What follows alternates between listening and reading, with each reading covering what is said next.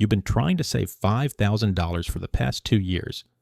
Every month you say, "This is the month I'll finally do it." You save $300, then your car needs new brakes, $450. You save $400, then your friend's wedding comes up, $600 between the gift, travel, and outfit. You save $500, then your dental insurance doesn't cover something, $380. 2 years later, you've got maybe $1,800 saved, and that first $5,000 feels as impossible as it did when you started. You think, if I can't even save $5,000, how am I ever going to build real wealth? Here's what kills me. Saving your first $5,000 is actually harder than saving your next $45,000. Not because you'll be making dramatically more money, but because of specific mathematical and psychological forces that make the beginning brutally difficult and the middle surprisingly easy.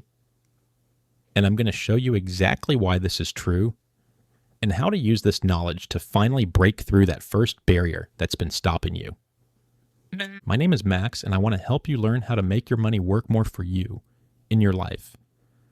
Today, I'm breaking down why your first $5,000 is the hardest money you'll ever save, why momentum accelerates exponentially after you break through this barrier, and the exact strategy to get past the psychological and mathematical wall so you can start building real wealth. So let's get started, and please make sure to hit the subscribe button and give this video a thumbs up if you like it. The brutal truth about starting from zero. Okay, let's talk about why saving your first $5,000 feels impossible, because understanding the specific forces working against you changes how you approach this challenge. Here's the thing. When you're starting from zero or close to zero, you're fighting 3 massive obstacles simultaneously that people with established savings don't face. Obstacle number 1, zero margin for error. When you have no savings, every unexpected expense is a crisis. Your car breaks down, credit card, medical bill, credit card, emergency vet visit, credit card. You're constantly getting knocked back to zero because you have no buffer. According to the Federal Reserve's report on the economic well-being of U.S. households, approximately 37% of Americans couldn't cover a $400 emergency expense with cash. When you're in this position, you're not just trying to save $5,000, you're trying to save $5,000 while simultaneously being hit with emergencies that drain whatever progress you've made. Obstacle number 2, psychological discouragement. When you have $200 saved and you're trying to reach $5,000, the gap feels insurmountable. You're 4% of the way there. The mountain looks massive. Progress feels invisible. Every setback feels catastrophic. This psychological weight makes it harder to maintain discipline because the goal feels unreachable. Obstacle number 3, compound interest works against you. When you're starting out, you're likely carrying debt, credit cards, student loans, car payments. That debt is compounding against you. You're paying 18 to 22% interest on credit card balances while trying to save money, earning 0.5% in a savings account. The math is actively working against you. But here's what most people don't realize. These 3 obstacles completely reverse after you hit certain thresholds. The brutal difficulty of $0 to $5,000 transforms into surprising ease from $5,000 to $50,000. And understanding why this happens is the key to breaking through. Let me show you the specific math that makes your first $5,000 so much harder than the next $45,000. The $0 to $5,000 reality. Let's say you're saving $300 per month. At this rate, month 1, $300 saved. Month 3, $900 saved. Then $450 car repair arrow, back to $450. Month 5, $1,050 saved, then $600 emergency arrow, back to $450. Month 8, $1,350 saved, then $380 medical bill arrow, back to $970. Month 12, $1,270 saved after another setback. After a year of trying to save $300 per month, you might only have $1,200 to $1,500 because emergencies kept draining your progress. At this pace, $5,000 feels like it'll take 3 to 4 years. The $5,000 to $50,000 reality. Now let's say you've broken through and you have $5,000 saved. Here's what changes. Change number 1, emergency fund function. That $5,000 absorbs the $450 car repair without destroying your progress. You drop to $4,550, then rebuild to $5,300 the next month. You're still moving forward. Change number 2, debt elimination. With $5,000 saved, you can aggressively attack high-interest debt. You pay off the credit cards, charging 22% interest. Now, instead of paying $150 per month in interest, that $150 becomes additional savings. Your savings rate just increased by $150 per month without you earning more money. Change number 3, compound interest switches. Sides, your $5,000 is now invested, earning 7 to 8% annually instead of sitting in a savings account. That's $400 per year in growth, or $33 per month that you didn't have to work for. At $10,000, it's $800 per year. At $25,000, it's $2,000 per year. The money starts making money. This is where it gets really interesting. Let's say you maintain that same $300 per month savings rate, but now you have the emergency buffer and compound interest working for you instead of against you. Year 1, starting with $5,000. Add $3,600. Earn approximately $600 in returns equals $9,200 total. Year 2, add $3,600. Earn approximately $1,100 in returns equals $13,900 total. Year 3, add $3,600. Earn approximately $1,600 in returns equals $19,100 total. Year 4, add $3,600. Earn approximately $2,100 in returns equals $24,800 total. Year 5, add $3,600. Earn approximately $2,700 in returns equals $31,100 total. In 5 years, you went from $5,000 to over $31,000 by saving the same $300 per month. But it took you nearly 2 years of struggle to save that initial $5,000. The back half was easier, not because you made more money, but because the mathematical and psychological forces flipped in your favor. Now you might be thinking, but Max, not everyone can keep saving $300 per month for 5 years straight. You're right, but here's the key. The people who break through back through to $5,000 develop the habits and systems that make continued saving easier. The people who never break through stay trapped in the emergency to emergency cycle forever. Let's talk about the psychological transformation that happens when you hit $5,000, because this is just as important as the mathematical shift. Shift number 1, identity change. When you have $200 saved, you identify as someone trying to save money. When you have $5,000 saved, you identify as someone who builds wealth. That identity shift changes every subsequent financial decision you make. Research in behavioral psychology shows that identity-based habits are far more powerful than outcome-based habits. I'm a saver is stronger than I'm trying to save. Once you see yourself as someone who successfully builds savings, you protect that identity. Shift number 2, reduced financial anxiety. According to the American Psychological Association, 72% of Americans report feeling stressed about money. But here's what most people don't realize. The stress doesn't come from low income. It comes from the lack of buffer between you and financial disaster. When you have $5,000 saved, your baseline stress level drops dramatically. You can handle the car repair, the medical bill, the unexpected expense without panic. That reduced stress improves decision making, which improves your financial outcomes, which reduces stress further. It's a positive feedback loop. Shift number 3, momentum and proof. Saving your first $5,000 proves to yourself that you can do it. You have evidence that the system works. This momentum is psychologically powerful. When you see the balance growing despite setbacks, you believe in the process, which makes you more likely to stick with it. Additionally, there's something called the progress principle from Harvard researcher Teresa Amabile. Small wins create disproportionate increases in motivation. Hitting $5,000 is a massive win that fuels your drive to hit $10,000, then $20,000, then beyond. Shift number 4, delayed gratification muscle. Saving your first $5,000 requires you to say no to things hundreds of times. Every time you choose not to buy something so you can save instead, you're strengthening your delayed gratification muscle. By the time you hit $5,000, this muscle is strong enough that continued saving feels less like deprivation and more like normal behavior. You are probably wondering, okay, but how do I actually get to that first $5,000 when I keep getting knocked back by emergencies? That's exactly what we're covering next. All right, here's the specific strategy to break through the $0 to $5,000 barrier, because traditional advice doesn't work when you're dealing with the unique challenges of starting from zero. Step 1, the mini buffer first. Don't aim for $5,000 immediately. Aim for $1,000 first. This is your mini emergency buffer. It won't cover everything, but it'll cover enough small emergencies to prevent complete progress destruction. Cut everything non-essential. Every dollar over your absolute minimum expenses goes to this $1,000. No vacations, no eating out, no subscriptions you don't absolutely need.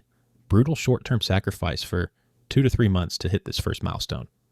Why $1,000? Because according to Federal Reserve data, most emergency expenses fall below $1,000. This buffer handles the majority of curveballs life throws without derailing your progress. Step 2, the debt triage. Once you have your $1,000 buffer, immediately attack your highest interest debt. Not all your debt, just the credit cards charging 18% plus interest. This stops the compound interest bleeding that's working against you. Use the debt avalanche method, minimum payments on everything, except the highest interest debt, which gets maximum payments. Get that high interest debt to zero before continuing to build savings. And step 3, the automated rebuild. The moment you're out of high interest debt, set up automatic transfers. Every paycheck, money moves automatically from checking to savings before you can spend it. Start with whatever you can. Even $50 per week matters. That's $2,600 per year. The automation is critical. You can't rely on willpower when you're tired after work and want to order takeout instead of saving. The system has to run without your active involvement. Step 4, the income boost. Look, cutting expenses only gets you so far. To accelerate through the $0 to $5,000 barrier, you need to increase income. This doesn't mean getting a second full-time job. It means finding $200 to $500 per month inside income. Sell stuff you don't use. Pick up freelance gigs, do weekend work, drive for rideshare. The extra income is temporary pain for permanent gain. It compresses your timeline from 24 months to 8 to 10 months. Step 5, the celebration checkpoints. Don't wait until $5,000 to celebrate. Celebrate at $1,000. Celebrate at $2,500. Celebrate at $4,000. These small wins keep you motivated through the brutal early phase. But celebrate smartly, not by spending money you've saved. Celebrate by taking a day off to do something free you enjoy. Acknowledge the progress without undoing it. Let me show you why $50,000 feels easier than $5,000 once you've broken through, because understanding this keeps you motivated during the hard early phase. The compound effect accelerates.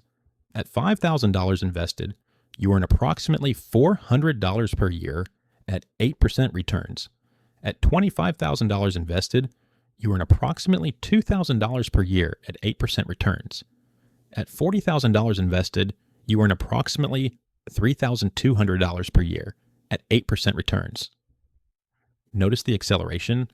Your money is working harder for you at each level. From $5,000 to $50,000, compound interest contributes approximately $9,000 to $12,000 depending on your time frame. That's money you didn't have to save from your paycheck. The behavior locks in. By the time you hit $5,000, you've built the habit of automated saving. It's no longer a conscious effort. It's just what you do. The monthly transfer happens automatically. You've adjusted your lifestyle to your post-savings income.